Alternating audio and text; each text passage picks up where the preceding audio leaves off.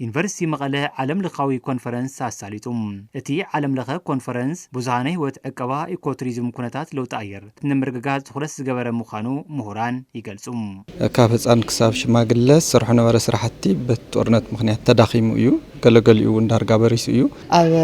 በስሃ ህይወት ኣብ ናይ ኣየር ለውጢ ተጸዋራይነትን ኣብ ናይ ኢኮቱሪዝምን ዘሎ ልምድታት ትሕብር ኣኽስታያት ንምምዕባል ካብኡ ኣካፍት ኮንፈረንስ ክወጽእ ዝኽእል ውጽኢታት ኣሎ ናይ ፖሊሲ እታወታት ክኸውን ይኽእል ካልኦት ክዳለዉ ዝኽእል ዶክመንታት እዚኣቶም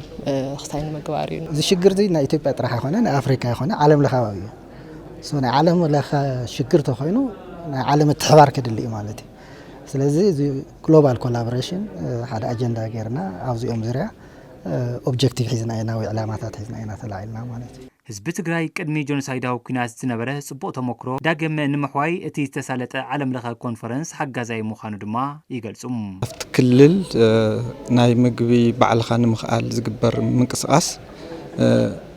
ናብ ዕላምኡ ክበጽሕ ተኾይኑ ተኸባቢ እንደገና ክሓወሎ እቲ ዝበረሰ ከባቢ ክሓወሎ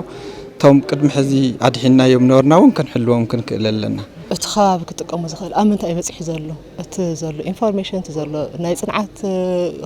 ኩነታት ኣብ ፖሊሲ ዘሎ ተጽዕኖ እዚ ኩሉ ምስ ተፈለጠ እንታይ ዓይነት ስራሕቲ ክስርሕሎም ቀጺሎም ምስ መን ኢኻ ክትሰርሕ ትኽእል እቲ ዓለም ዘሎ ደረጃ ኣብ ምንታይ እዩ ዝብል እዚ እንድሕር ፈሊጥኻ ዝቐጽል ስራሕቲ ንምፍላጥ ኣብ ፖሊሲ ክትገብሮ ዝግብአካ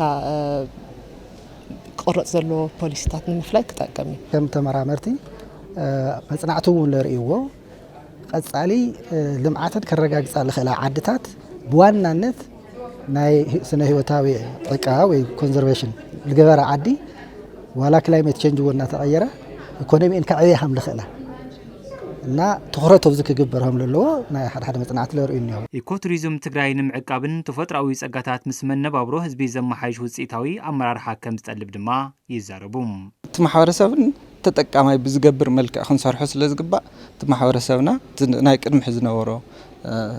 ምልዓል እንደገና ክመጽእ ክኽእል ኣለዎ ሓደ ትልጎድለና ብዙሕ ግዜ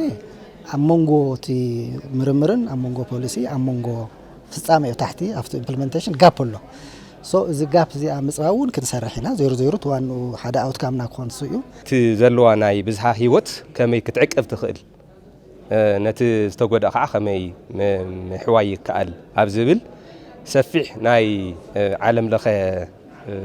ተበጻሕነት አሊዎ እዚ ከዓ ዶክመንት ተገይሩ ያው ንቐጻሊ ብኸመይ መዋጻጽኦ ክልወና ይኽእል ኣብ ዝብል እዩ ተጠቒምካ ናይ ትግራይ መዋጻጽኦ ምፍጣር ዘድሃበ እዩ ነይሩ